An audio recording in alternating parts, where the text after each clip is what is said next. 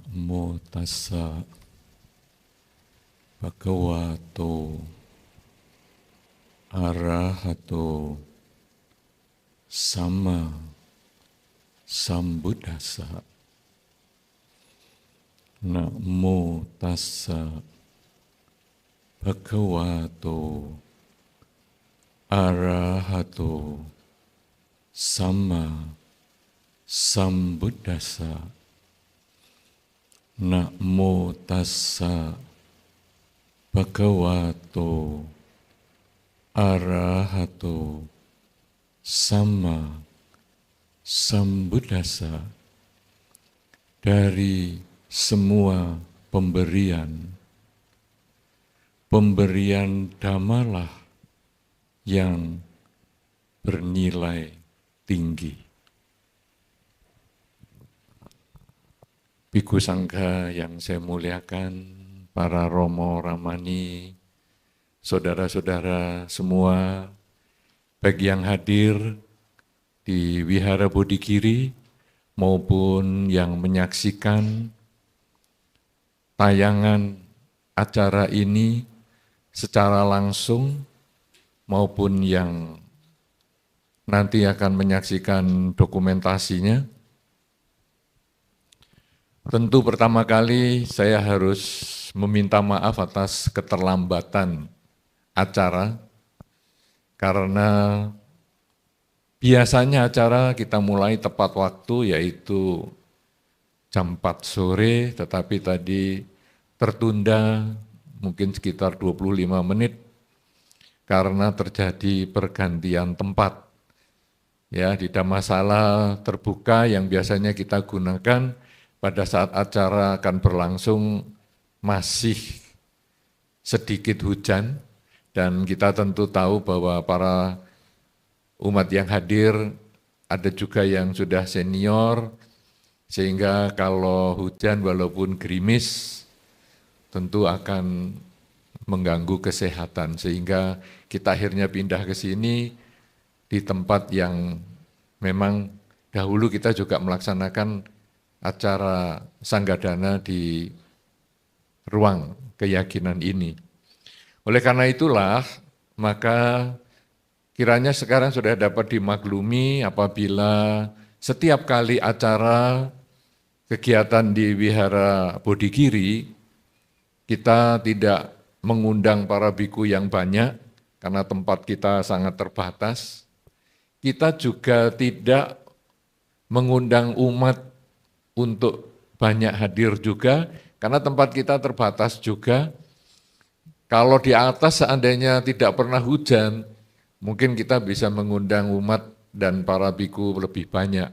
Tetapi karena memang kita ada kemungkinan pindah ke lokasi yang lebih kecil, maka harap dimaklumi kalau beberapa umat dari berbagai kota, baik dari Blitar sendiri, maupun juga yang dari luar kota, sering bertanya apakah boleh kita untuk datang, ikut acara. Ya, kita biasanya menjawab bahwa semua harus terdaftar karena kita sangat membatasi jumlah akibat tempat kita yang ada kemungkinan di tempat yang tidak terlalu luas seperti sore hari ini. Karena itu semoga ini bisa dimaklumi dan Anda tetap dapat menyaksikan acara ini secara langsung di rumah dan lain sebagainya. Mudah-mudahan walaupun acara kita agak sedikit terlambat, tidak mengurangi makna dan semangat untuk kita mengikuti acara ini sampai selesai. Saudara-saudara yang berbahagia, peristiwa Sanggadana di masa Katina ini menjadi sangat penting bagi kita umat Buddha, karena sebagaimana tadi yang disampaikan di dalam terjemahan penimbunan harta sejati, bahwa kadang kita mengumpulkan harta yang cukup banyak, punya rumah, punya tempat tinggal yang layak, kemudian juga punya harta yang cukup. Tetapi begitu kita sudah siap-siap akan meninggalkan dunia ini, maka sebetulnya harta yang kita cari itu akan kita tinggalkan. Kalau kita perhatikan proses seseorang meninggal dunia, orang meninggal dunia, kita tentu sering melihat ya orang meninggal dunia, walaupun kita mungkin di kehidupan ini belum mengalami, belum artinya pasti. Kita kalau lihat orang meninggal, itu dia mau dikasih pakaian apa, nurut. Enggak pernah protes. Dikasih kaos bodol, mau, nurut. Padahal waktu hidup mintanya rapi, bajunya yang bagus, badannya bau wangi. Tapi begitu sudah meninggal dikasih kaos yang bolong-bolong semua. Mau. Malah saya pernah ketemu seorang yang memperdalam pada bidang merias jenazah. Saya bertanya kepada ahli rias jenazah ini, apakah kamu takut merias jenazah? Enggak, Bante. Merias jenazah itu malah paling enak. Nurut. Nurut. Kenapa? Bahan-bahan rias miliknya orang lain yang sudah dipakai banyak kali itu, dipakaikan dia diem aja. Coba kalau orang hidup di salon, gak mau ini bekasnya siapa ini? Jenazah nurut, dikasih lipstik bekasnya siapapun juga, warnanya apapun juga nurut. Tidak pernah protes. Jadi saya senang Bante merias jenazah itu. Artinya apa nih saudara? Riasan Anda yang mungkin harganya mahal itu, ketika kita meninggal dunia, sudah tidak ada artinya, sudah ditinggal. Pakaian ditinggal yang bagus-bagus, duit banyak ditinggal, semuanya ditinggal. Kemudian nanti teman-teman datang menengok jenazah ya. Anda tentu suka juga kan ya, di keluarga Anda ataupun di lingkungan Anda, kalau ada orang meninggal Anda kan berkunjung juga kan ya. Ya berkunjung, tapi apakah Anda ngobrol sama jenazah? Enggak. Anda ngobrol sama teman-teman Anda sendiri, Anda ngobrol sama keluarga, bahkan jenazahnya diem aja di sana. Anda tertawa terbahak-bahak di pojok sini. Wah, yang meninggal itu, aduh. Ini teman-temanku ngapain ke sini? Kok enggak ngobrol sama aku? Malah ngobrolnya sama keluargaku, sama teman-temannya sendiri. Tertawa terbahak-bahak di pojok sana itu. Ngapain ini? Kalau mau ngomong gitu.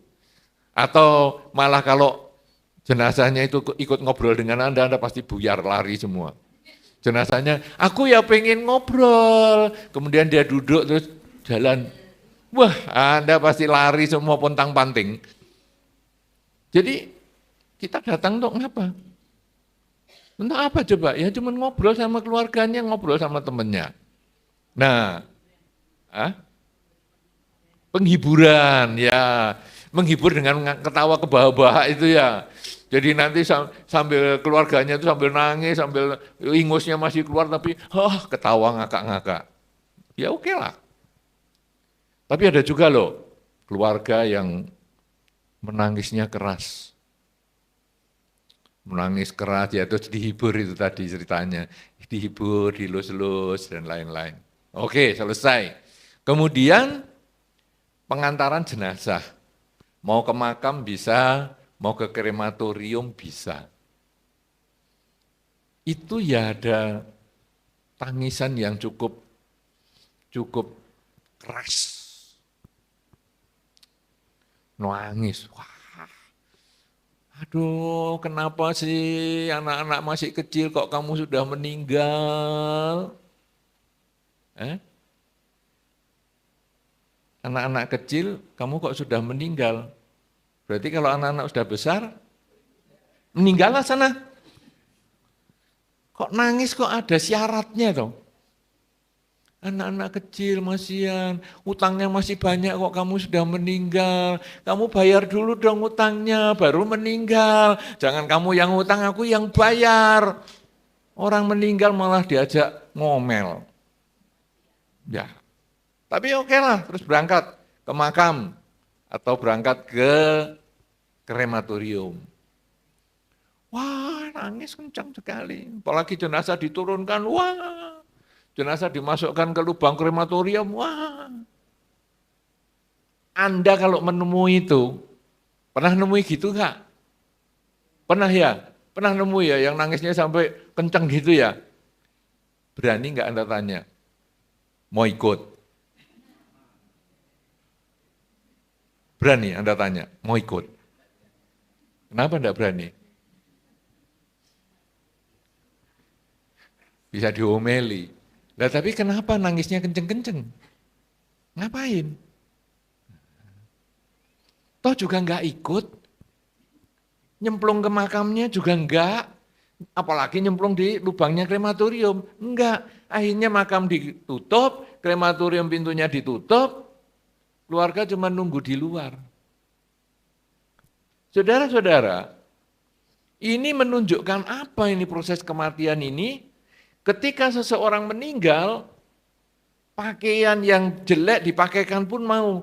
Artinya, harta sudah ditinggal.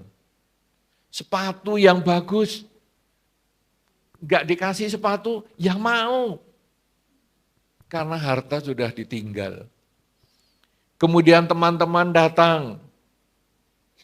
Tapi akhirnya pada saat penguburan ataupun saat kremasi, beberapa teman sudah enggak ikut.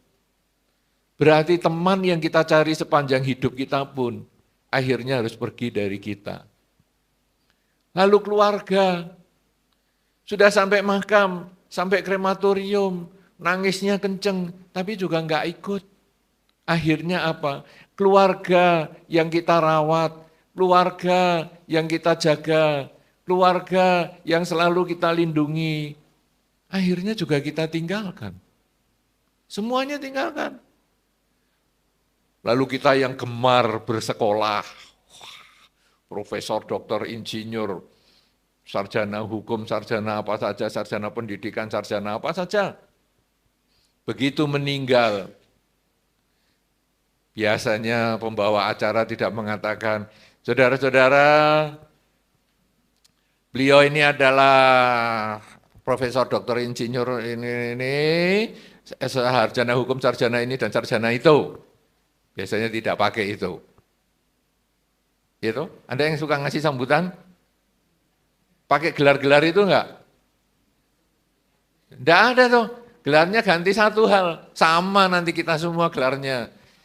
Ya saudara-saudara, mendiang atau almarhum, almarhumah, sebentar lagi akan diberangkatkan, mari kita saling menundukkan kepala untuk mengucapkan doa.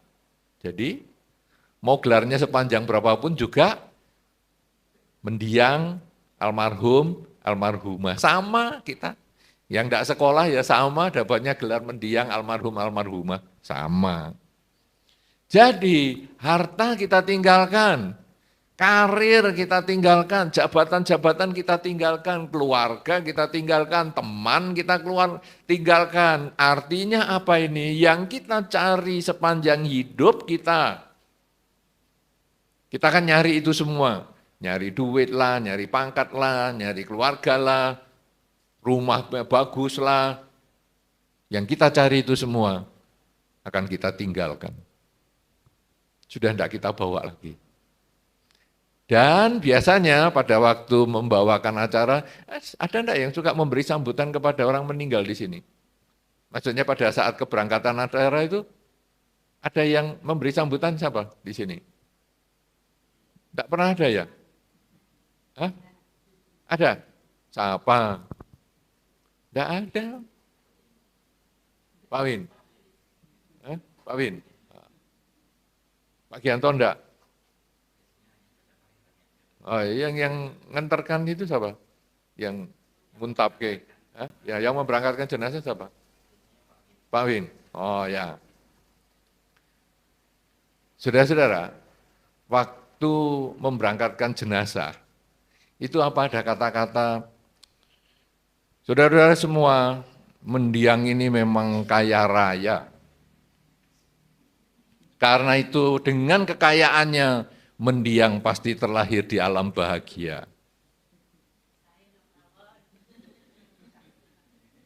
Pernah begitu? Tidak pernah.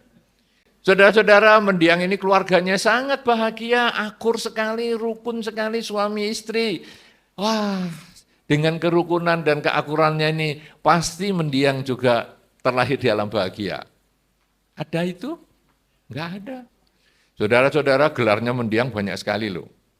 13 profesor, doktor, insinyur, dan seterusnya, dan seterusnya. Pasti beliau juga terlahir di alam bahagia. Enggak ada. Yang ada adalah kata-kata saudara-saudara mendiang ini, semoga dengan kebajikan yang dilakukan semasa hidupnya, dengan pikiran, ucapan, dan perilakunya, semoga mendiang terlahir di alam bahagia.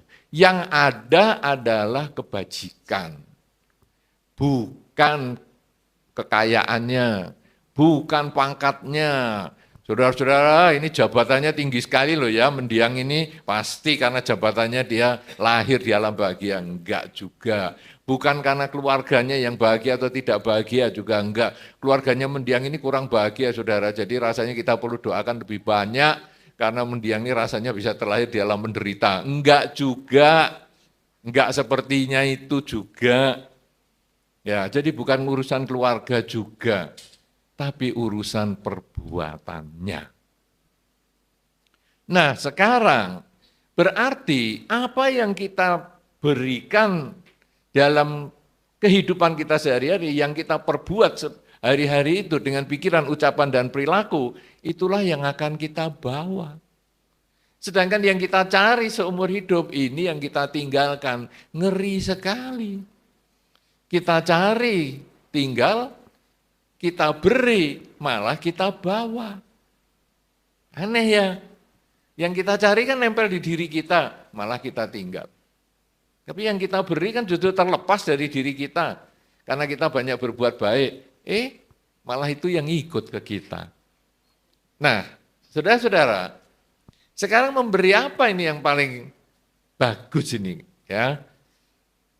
Nah, di dalam Dhamma pernah disampaikan di dalam salah satu sutta di Sangyutta Nikaya, orang memberikan makanan itu sama dengan dia memberikan kekuatan. Saya yakin Anda pasti sudah tahu ini. Ya, kalau ada orang loyo-loyo, pucet-pucet, kenapa kamu kok pucet? Lemes, belum makan. Saya kasih makan. Mau berapa piring? Mau satu tempat sak ceting semua diambil, semua habiskan. Ya, satu tempat nasi itu satu magicom. Nah, mau habiskan? No, gampang. Kenapa? Karena begitu makan, langsung, muka kamu udah enggak pucat lagi. Sudah gesit. Memberi makan, memberi kekuatan. Anda sendiri juga gitu. Aduh, aku lemes nih. Kenapa? Belum sarapan. Sarapan, nah ini, kalau sudah sarapan, seger, sehat. Ayo, kita mau kerja apa lagi? Ya sudah sarapan. Gitu enggak, para bapak dan ibu? Itu. Sudah sarapan, mantap. Nah, memberi makanan, memberi kekuatan. Di dalam sutta yang sama disampaikan, memberi pakaian, memberi keindahan. Pakaianmu kok enggak pantas toh ya?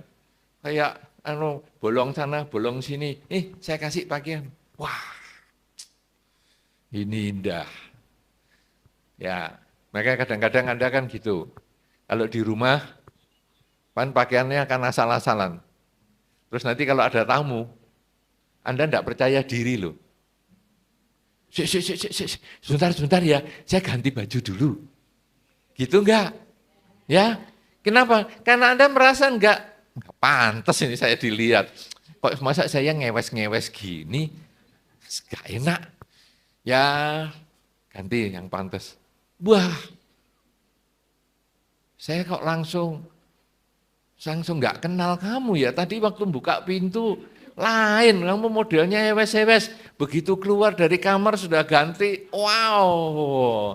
Wah, mantap. Kenapa? Karena memberi pakaian, mengenakan pakaian yang pantas, membuat kita menjadi tampil indah.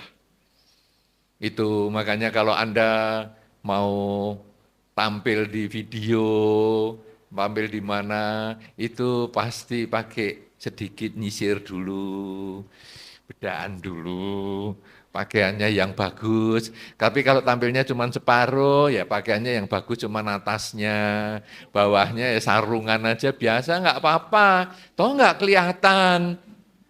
Begitu ya? Iya. Nah, daripada nyuci juga, sarungan aja lah. Pokoknya kelihatan separuh badan pantes. Mungkin penyiar televisi juga gitu loh. Kan hanya separuh. Mungkin, saya enggak tahu, saya enggak pernah jadi penyiar televisi. Nah, saudara-saudara, pakaian, memberi keindahan.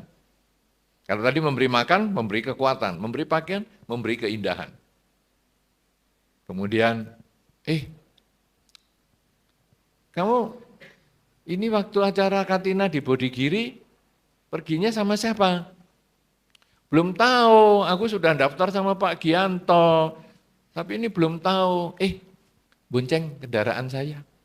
Nah, ayo bonceng, ikut saya kosong nih, sepeda motor saya. Memberi tumpangan, memberi sarana untuk perjalanan, transportasi, itu sama dengan memberi kemudahan. Kan akhirnya sampai Balairejo, untung akhirnya nyampe juga. Ternyata aku belum terlambat. Ternyata acara di Balairejo hari ini tumben terlambat. Tumben terlambat 25 menit karena tadi ada pergantian tempat. Wow, kalau aku enggak kamu antar, aku tambah enggak bisa nyampe sini. Memberi tumpangan, memberi kendaraan adalah memberi kemudahan. Akhirnya orang itu senang. Tapi pulangnya kamu jalan sendiri ya. Pulangnya gelap ini suruh jalan sendiri. Nanti kebetulan habis dengar cerita ini ada yang ngomong, kamu jangan jalan sendiri, ayo bonceng saya. Enak. Akhirnya dapat kemudahan. Memberi makan, memberi kekuatan, memberi pakaian, memberi keindahan, memberi tumpangan kendaraan, memberikan kemudahan. Jangan nagih duitnya dong. Loh kamu kan udah naik sama saya, ongkosnya ojek ini dari bawah ke sini 200.000. Dikiranya gratisan ini bensinnya. Ya siapa yang nawari tadi? Ya kita kan kasih gratis juga.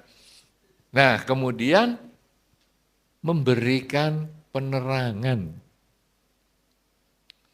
Ya, kadang-kadang gelap, kadang-kadang lampu kalau mati, lampu listriknya mati, kemudian kadang kita terus ngidupkan HP. Anda pernah gitu dong, ngidupkan HP biar temennya enggak bingung. Wah, gelap ini kadang-kadang bingung. Terus hidupkan HP, kan ada senternya itu. Ayo tenang, ini ada senternya. Wah, akhirnya happy semua. Memberi penerangan, memberikan penglihatan, karena akhirnya enggak kesandung. Ya kan, kalau jalan gelap-gelap, langsung jari kaki kena kursi. Wah, sambil ngomel-ngomel lampu, listrik mati, enggak ada orang masang HP, ngidupkan aku HP-nya ketinggalan di tempat lain, kejem sekali kamu ya. Wah, sambil ngelus-ngelus jentik kakinya, sakit sekali. Tapi kalau ada yang pakai senternya ini, wah, bisa jalan. Jadi memberikan penerangan, memberikan penglihatan.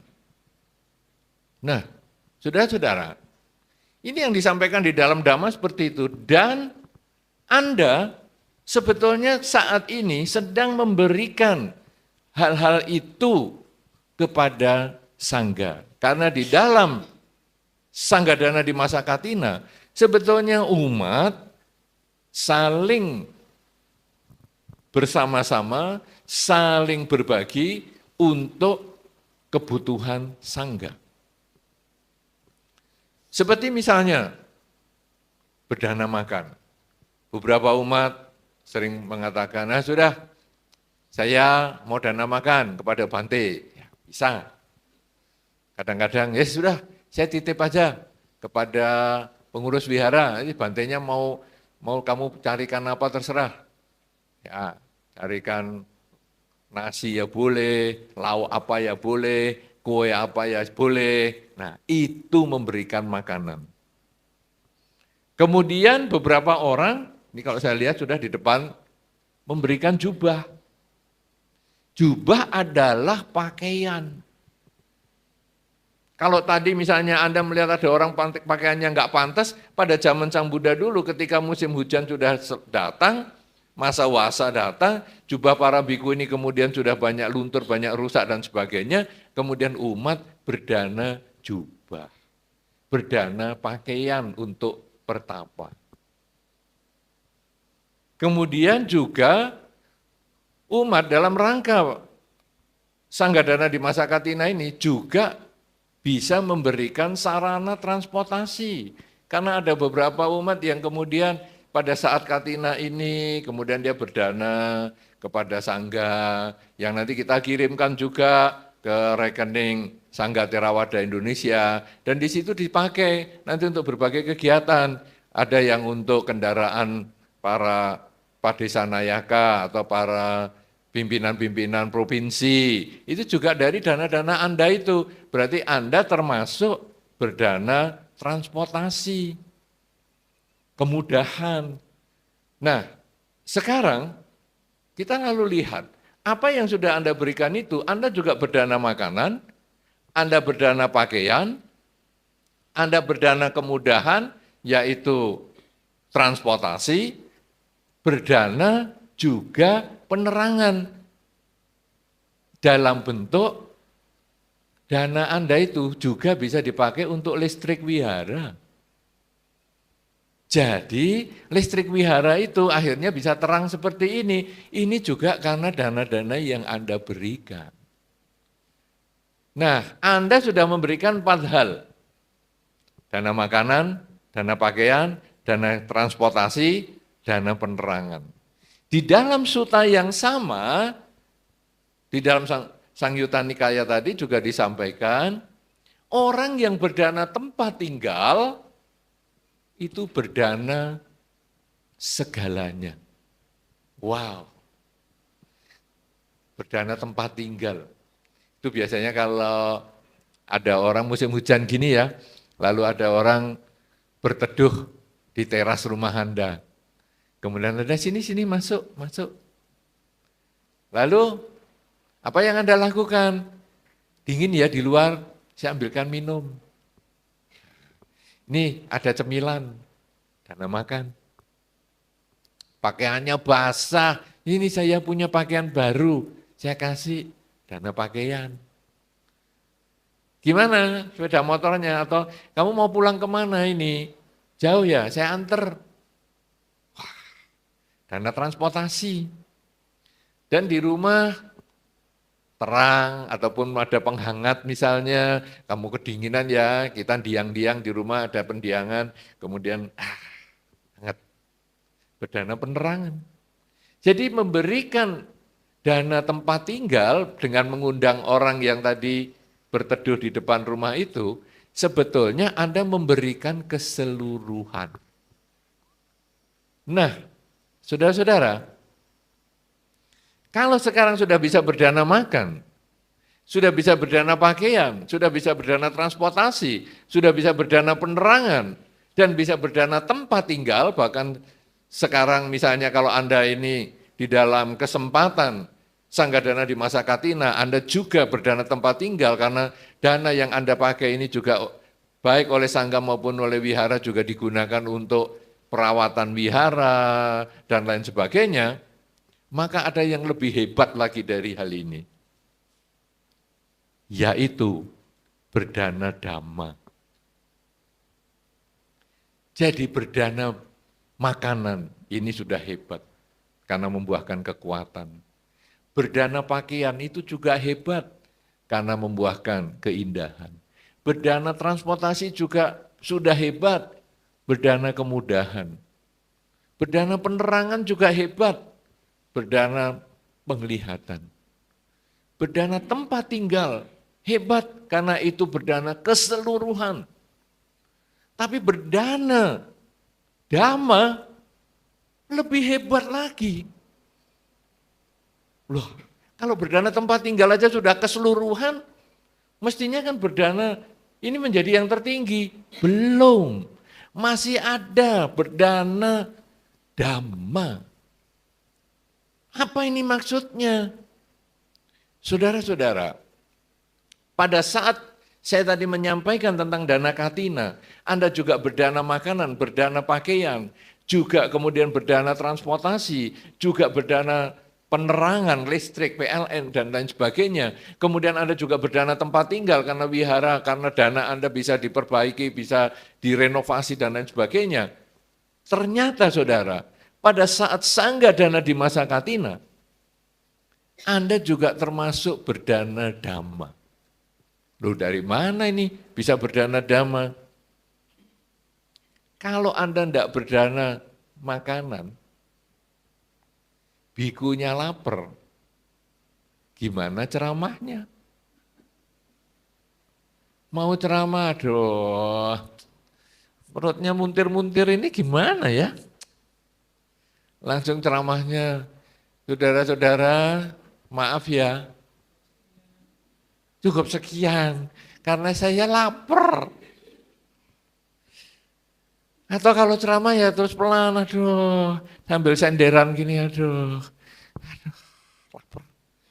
Tapi karena dana makan Anda, wah, akhirnya para biku sehat-sehat.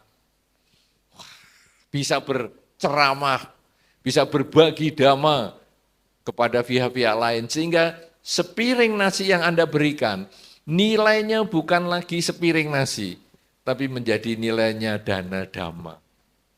Ini luar biasa sekali. Jadi Anda dengan berdana sepiring nasi, Anda berdana semangkok, apa itu, semangkok bakso misalnya, sepiring pecel misalnya, maka Anda sudah berdana dhamma. Karena oleh para biku dan samanera, dana Anda diubah menjadi tenaga untuk berceramah dhamma. Anda berdana jubah, Anda juga berdana dhamma. Karena ada beberapa biku yang jubahnya sudah lubang dan lain sebagainya. Ya, dana Anda itu bisa dipakai dan menjadi sarana untuk para biku maupun samanera bisa berceramah di muka umum dengan sesuai dan layak untuk dipandang. Anda berdana transportasi, membuat para biku dan samanera bisa membina sampai ke daerah-daerah.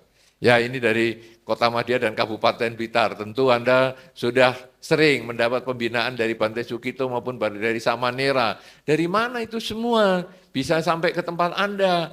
Ya karena dana Anda juga. Anda telah berdana dhamma dengan membantu untuk transportasinya.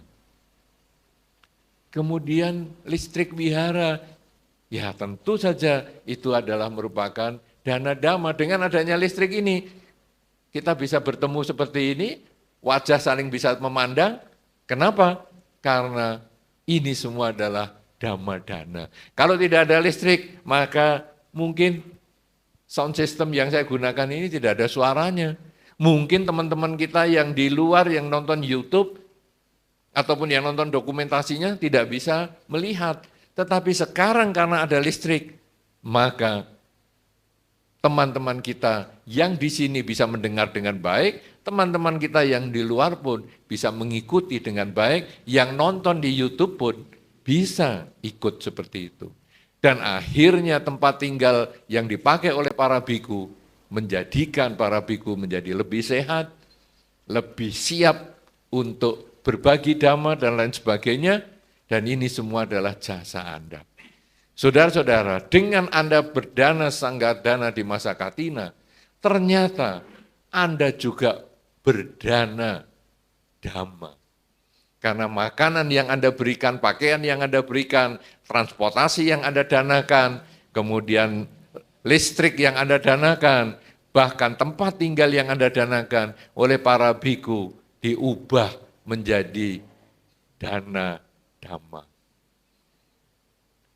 Dan apakah buah dana dhamma itu?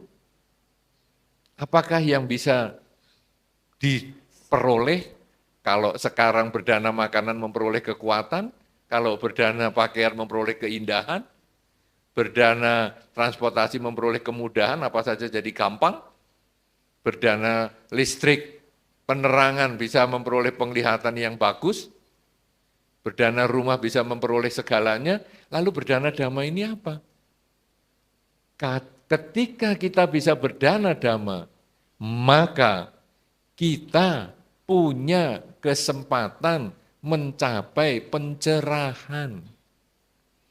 Sehingga kita bisa terbebas dari ketamaan, kebencian, dan kegelapan batin. Karena ketika kita berdana dhamma, kita mendengarkan dhamma, dan kita melaksanakan dhamma di dalam kehidupan sehari-hari, maka kita punya kesempatan untuk mencapai kebebasan dari lingkaran kelahiran kembali.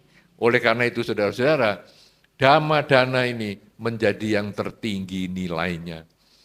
Kalau dikatakan di dalam dhamma tadi adalah bahwa dari seluruh dana, dari seluruh pemberian, pemberian dhamma itulah yang tertinggi nilainya. Kenapa? Karena pemberian dhamma itulah yang akan mengantar seseorang untuk dapat terlahir di alam bahagia, bahkan bisa terkondisi untuk terbebas dari ketamaan, kebencian, dan kegelapan batin, karena dia mau mendengarkan dhamma, dia mau melaksanakan dhamma di dalam kehidupan sehari-hari, sehingga pikiran dia, ucapan dia, dan perilaku dia menjadi baik, karena dia melaksanakan kerelaan, kemoralan, dan konsentrasi. Dengan melaksanakan 3 hal ini, kerelaan, kemoralan, dan konsentrasi, yang dibabarkan oleh para biku maupun samanera dari hasil persembahan dana yang Anda telah lakukan, maka kita semua mempunyai kesempatan untuk terbebas dari kelahiran kembali. Oleh karena itu, saudara-saudara, inilah kesempatan yang sangat baik untuk menanam kebajikan. Sebagaimana tadi disampaikan dalam Nidikanda Sutta atau khotbah tentang penimbunan harta sejati, inilah kesempatan kita melakukan, mencari harta sejati yang tidak dapat diambil orang, tidak dapat dirampok, karena sesungguhnya kebajikan adalah menjadi milik dari si pelaku. Karena itu, saudara-saudara, dalam kesempatan sebentar lagi ini, kita akan melakukan persembahan sanggadana di masa Katina. Marilah kita mengucapkan di dalam batin kita masing-masing bahwa saya telah memberikan makanan, pakaian, kemudahan, transportasi, juga penerangan, kemudian juga berdana tempat tinggal, dan akhirnya saya juga berdana dhamma. Semoga dengan kebajikan yang saya lakukan sampai saat ini akan membuahkan kebahagiaan untuk saya di kehidupan ini maupun di kehidupan selanjutnya. Dari seluruh dana dhammalah yang tertinggi. Selamat berdana Katina, semoga Anda semua selalu berbahagia di dalam pelaksanaan ajaran Sang Buddha. Semoga semua makhluk, baik yang tampak maupun yang tidak tampak, para leluhur, semua makhluk yang berhubungan karma dengan Anda, selalu berbahagia dimanapun mereka berada. Sabbe sata bhavantu sukhitata.